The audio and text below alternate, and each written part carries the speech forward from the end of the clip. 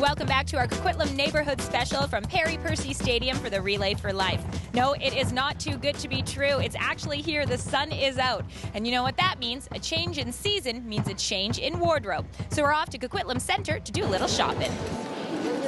Margaret has the same problem most women have this time of year. She's in a spring shopping slump. What are some other challenges you find with spring shopping? The cost of things. Nice to find things that you can afford to buy and afford to wear, and not just what is trendy as well. So you want to start with something basic and add something special for spring. Stylist Catherine Dunwoody is here to the rescue. This coat, trench coat, I think is just the key coat or jacket that you need for the season. She's giving shoppers at Coquitlam Center a spring wardrobe tutorial. It's not really realistic to think that people are going to go and buy head-to-toe wardrobe, for each season, right? Most of the time we take a basic look and add new elements and, fun items that just say the season. In this case, that's very much what this is about. She partnered with Coquitlam Center Mall for their Stylist on the Go program. It's a traveling mini fashion show. So Catherine travels with the model and the 30 items, and she does mini fashion shows at different areas throughout the community. To me, this feels like leather in a big way, but it's not, it's faux. So if you're vegan, this is a perfect bag for you. A lot of things, like I say, can be worn individually just on this basic look of a white shirt and jeans, but other times it can be just a layered. It could be the scarf with the jacket, with the hat. There's lots of different things. What's the color of this season? If I was to choose one, hot pink is definitely the one. Most of the pieces on Catherine's rack are less than $100. She says the boldest statement you can make is with a pop of color. There's some really great color in Rocco Wallet. H&M is doing some cute cosmetics this year for the first time. Great lip colors, palettes, just little pops of color, so that even if color isn't your thing to wear head to toe, you can just add a little bit. It's more of a feminine sneaker, really cute in that turquoise, and I love it with the dark denim. So did our shopper Margaret get some good ideas? I find it very informative. It's nice to know what's around and where to go. Malls are large and don't all have time to look in every store for something, so it's nice to have ideas. With a touch of color to a basic outfit, you'll find some spring in your step this season. Isn't that cute and fresh? In Coquitlam, I'm Melanie Pineda for The Express. For more style tips, you can follow Catherine on Twitter. You can also tap into those trends yourself at Coquitlam Center. Now up next on The Express, it's a little Coquitlam history lesson. The Westwood Karting Association is celebrating its 50th anniversary, so we're going to talk the good old days. See the line going across there now still. Yeah, I'm actually I was trying to figure out from the photographs if you could tell exactly where the track was. It's a walk down memory lane for two former members of the Westwood Karting Association, or in this case, a drive. In 1965, the track was approximately in this location. There were no houses. It was all trees. This was a very remote place. But this remote place, which today is the Westwood Plateau Golf Club, was once a thriving community of go-kart enthusiasts.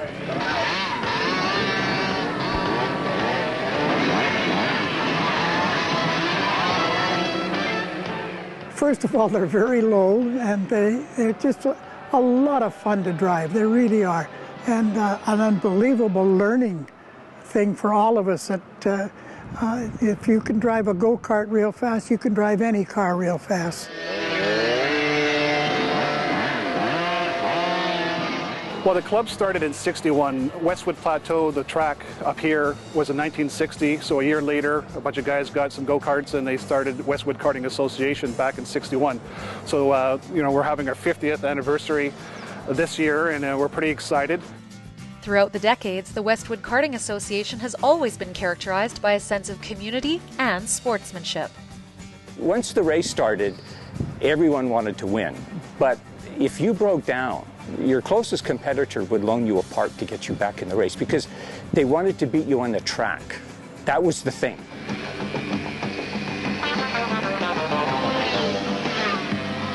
But it wasn't just the go-kart drivers who were having all the fun.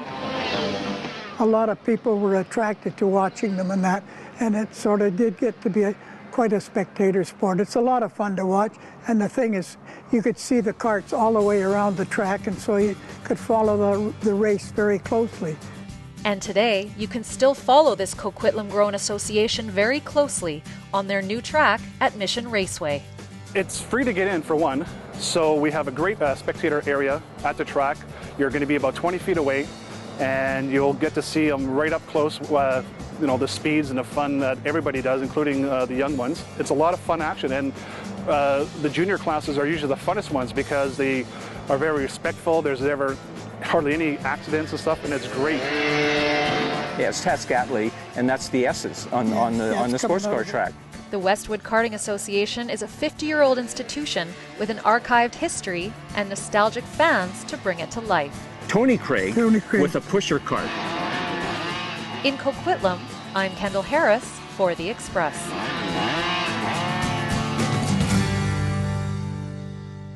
The Westwood Karting Association is celebrating its 50th anniversary at Mission Raceway on June the 18th. It's free admission if you want to watch the go-karts, and for a small fee, you can even take them for a spin. You're watching our Express Coquitlam Neighborhood Special. After the break, why this bear's not happy, and neither are the neighbors. That's the responsibility that comes with living on the edge of the wilderness. So much fun. It is an absolutely amazing day. And festive fundraising at the Relay for Life. The Express. We are your local voice. 1, 2, 3.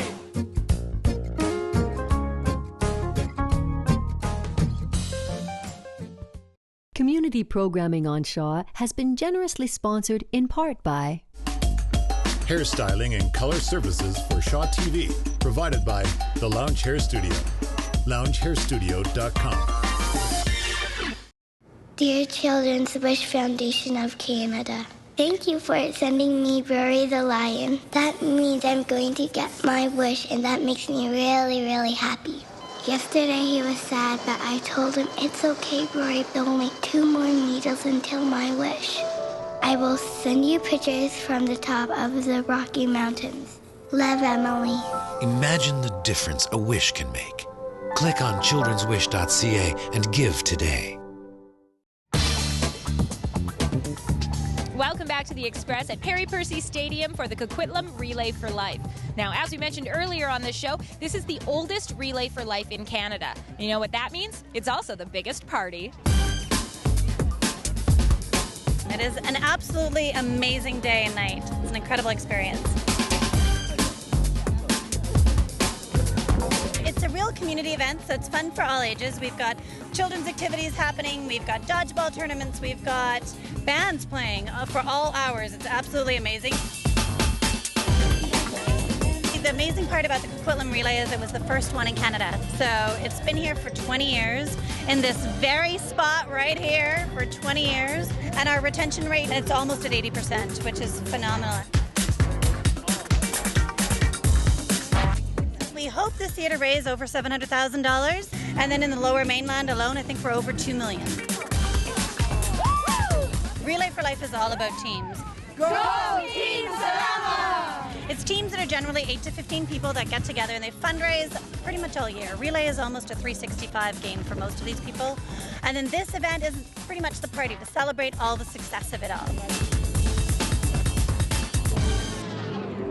As Audrey said, this is a community that cares. Coquitlam is also a growing community. There's lots of development in the area, which means it's more important than ever to be bear aware.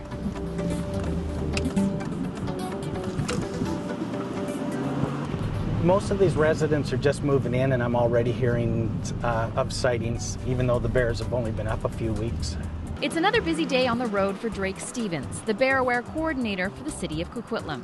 Have you guys seen the bears yet? No, yet. 25,000 people are going to move on to a hillside that are going to have to know a little bit about coexisting with wildlife. That's the responsibility that comes with living on the edge of the wilderness. As we continue to build further into the bear's habitat, human-bear encounters are becoming more and more common. It's Drake's job to make sure that humans keep bears wild. You got to outsmart them and make sure you're not attracting them and getting them into trouble. A lot of education is needed about how to manage your attractants, and that mostly being garbage. It's simply keep it locked up as many hours of the week as you can. In addition to going door to door letting people know how not to attract bears, Drake does the rounds visiting the new construction sites. Nice to meet you. Okay, we've started noticing wildlife visiting construction sites, raccoons, coyotes, and bears, and it's not on their radar to worry about that sort of thing. So that's one of the things Bear Aware can do, is bring it to their attention that those sites have to be clean at the end of the day. A little further afield, you can see that Coquitlam's bears have become a bit of an attraction, even a source of pride for the locals. It's not really something that Bear Aware really encourages. This would be last year's cub. He'd now be a sub-adult teenage bear, about a year and a half old, and just kicked out by mom. So now he's going to have to fatten up probably another 50 kilograms before winter. I like to think we could prevent a lot of the problems we're having. If you keep bears wild, they are by nature afraid of people, and they're shy and timid. If you invite them to dine at your garage, out of your garbage can, they think that's a bear feeder, and the problem will continue. But I think through enough education and some enforcement, people should be able to coexist and keep bears wild. I'm Erin Shaw in Coquitlam for The Express. The Bear Aware group is often out in the community spreading their message. You can see them at farmers markets and festivals, and find out more at bearaware.bc.ca. Now, Coquitlam is definitely a community that likes to have fun, and we've got your Cultus Lake Big Summer Spotlight on local events. Celebrate Canada Day with the City of Coquitlam. With a focus on multiculturalism, try food from around the world, experience the arts with musical entertainment, and try interactive activities. Join the community of Coquitlam in the Coquitlam Grand Parade. Starting at Coquitlam Centre and finishing at Town Centre Park, you can visit with the Teddy Bear Picnic. Family Fishing Society of BC celebrates Father's Day with a family fishing day at Lafarge Lake. This is an annual celebration of the great sport of fishing. And that's it for today's Express from the Coquitlam Relay for Life here at Perry Percy Stadium. Now, you do still have time to get in on the fun and the fundraising for the Relay for Life. The next ones happen June 11th on the North Shore and in Surrey. And then after that, it's Vancouver, Richmond, and Squamish. Now, that's it for today's Express Coquitlam Neighborhood Special. We're going to leave you with a look at the local arts scene and the latest exhibit at the Evergreen Cultural Center, and we'll see you next time.